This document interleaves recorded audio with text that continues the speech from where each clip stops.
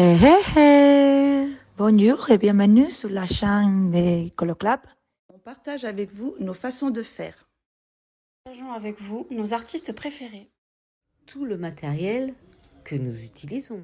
Et comment nous l'utilisons, car c'est important. N'hésitez pas à partager avec nous. Grâce aux commentaires, Détendez-vous, coloriez avec nous. Belle journée en couleur avec le Colo Club. N'oubliez pas de mettre un j'aime si ça vous a plu, de vous abonner si ce n'est pas encore fait, et puis pour ne pas manquer nos prochaines vidéos, appuyez sur la petite cloche. Mesdames, messieurs, Maïlène. Coucou tout le monde, je suis Mayalène et aujourd'hui je vous présente une colo spéciale, un peu différente, mais que j'aime beaucoup parce que c'est un hommage à l'histoire de l'art. Comme vous savez, j'ai étudié Beaux-Arts et Histoire de l'art à l'université, alors c'est ma passion, le monde de l'art.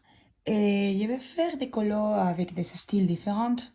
Et j'ai commencé avec celui-là. Et il s'agit d'une illustration de Christine Caron. C'était un freebie, il y a longtemps, qu'elle l'a donné, que je l'avais imprimé, mais je ne savais pas quoi faire parce que beaucoup de personnes l'ont fait. Alors il y avait beaucoup de versions et je voulais faire quelque chose un peu différent.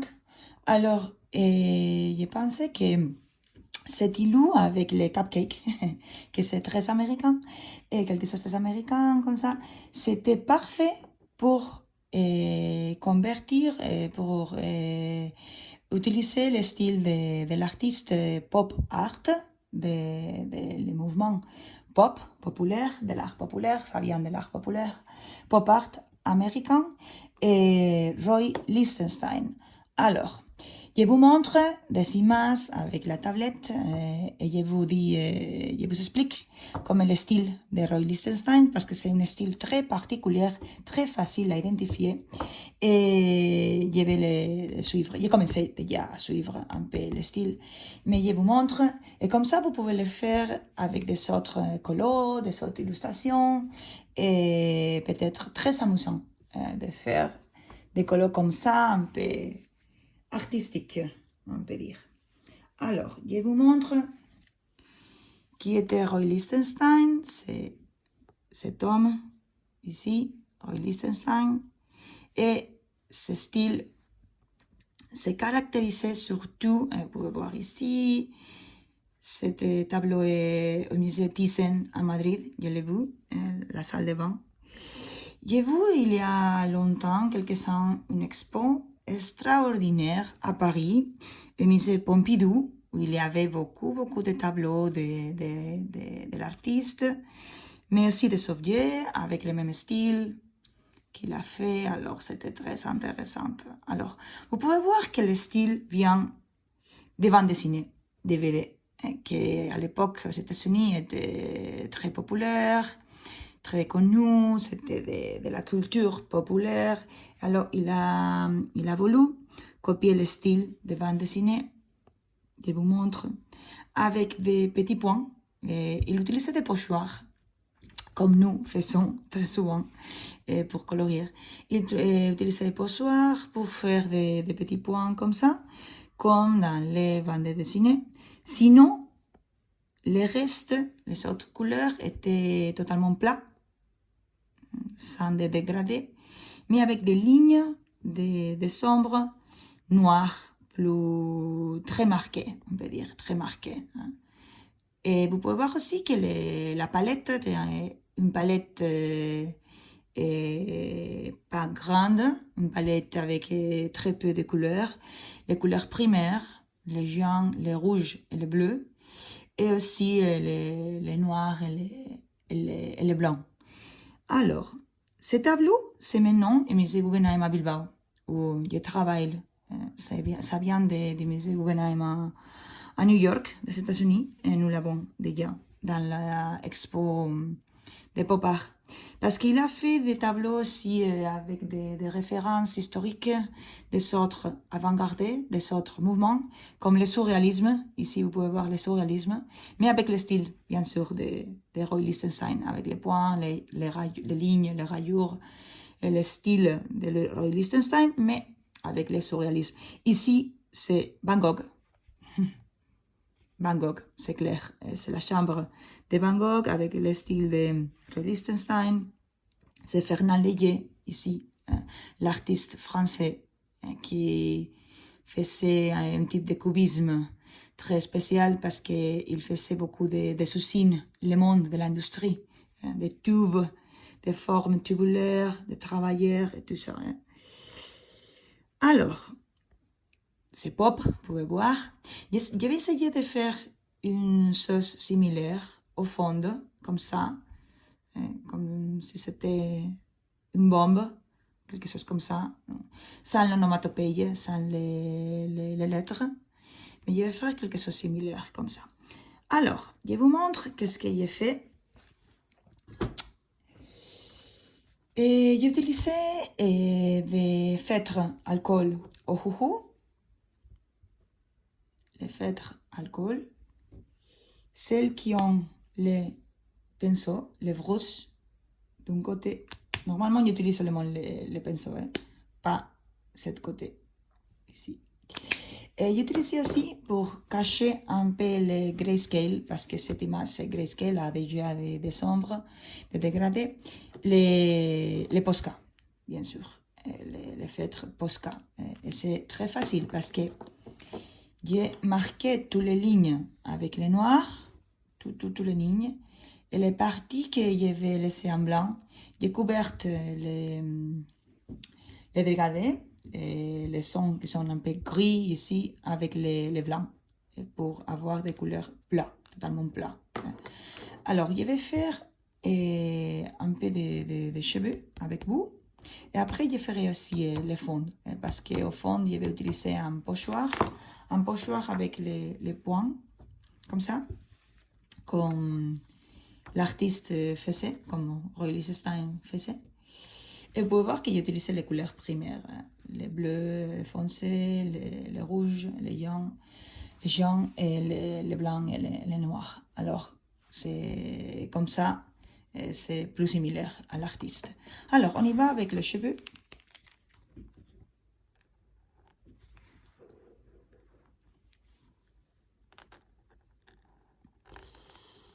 J'essaye de suivre les lignes comme j'ai fait ici.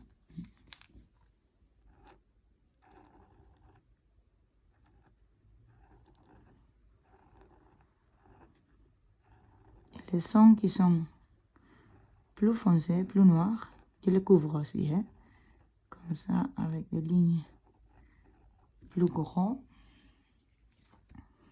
C'est très facile cet style. Je vais essayer de faire des autres styles, des artistes que j'aime. J'essayerai de faire Van Gogh, par exemple, que c'est un de mes chouchous. Et on verra. Et des autres. Parce que, oui, je crois que c'est original aussi.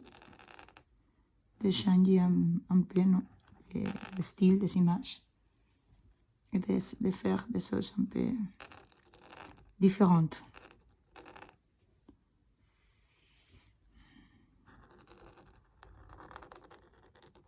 Voilà. Je remarque un peu. Je passe par-dessous toutes les lignes. Parce que les dessins des tableaux, c'était les tableaux, les toiles de Roy Lichtenstein avaient des traits noirs très gros, très marqués. Alors, il faut le faire aussi pour avoir le même effet.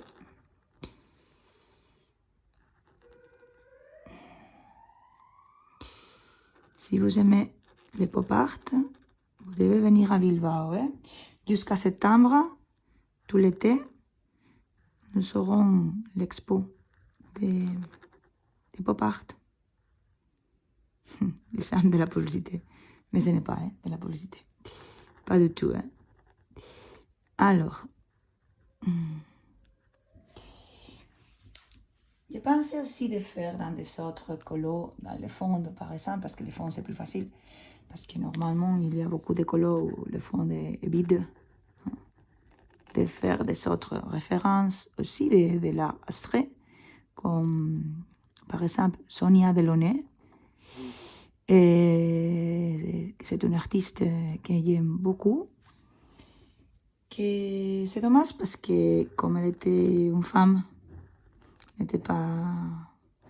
n'est pas si connue, mais maintenant on essaye de découvrir les artistes, les femmes artistes qui ont été là et qui sont totalement oubliées par l'histoire.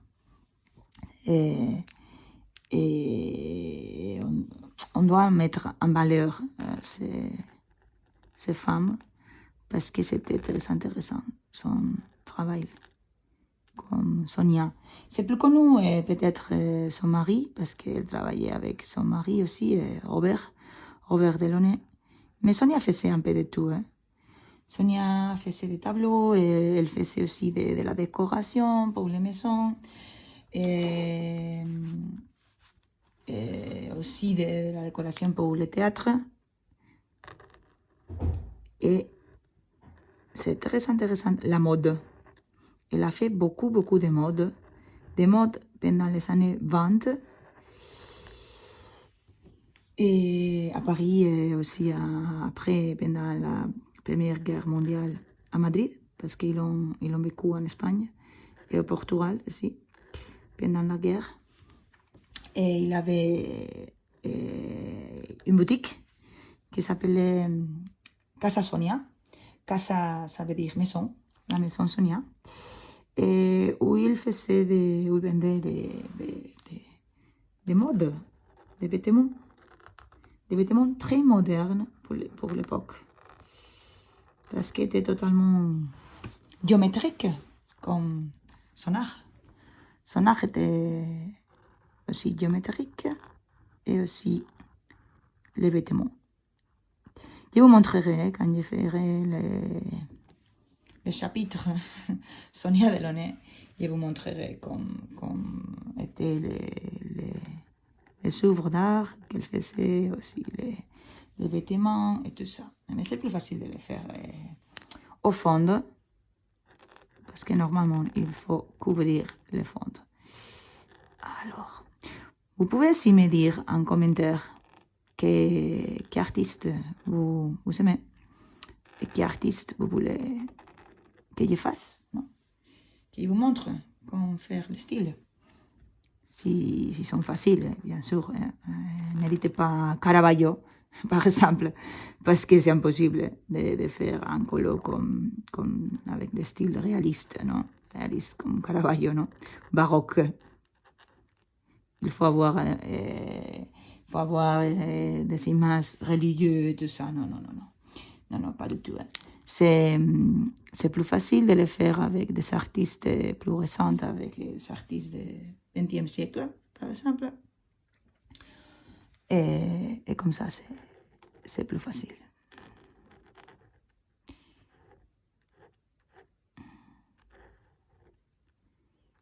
Voilà.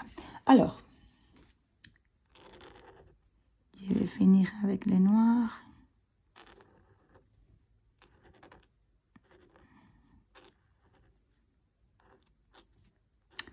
Je ne suis pas toutes les lignes, parce que sinon ça peut être trop de lignes.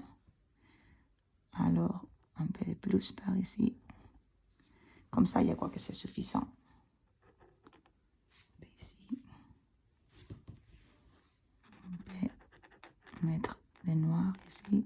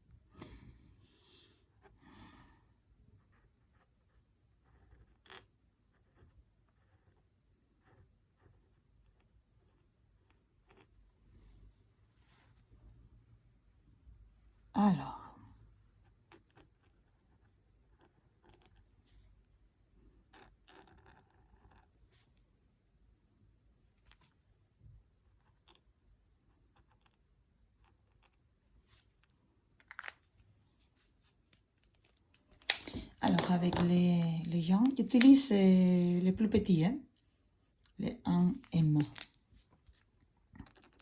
Je fais une petite partie pour vous montrer comme ça. Et voilà, voilà. C'est suffisant.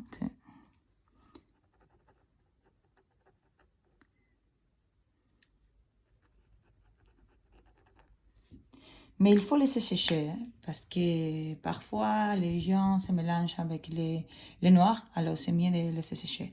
Alors, je vous laisse pour le moment et je vais finir les cheveux et après on fera les fonds.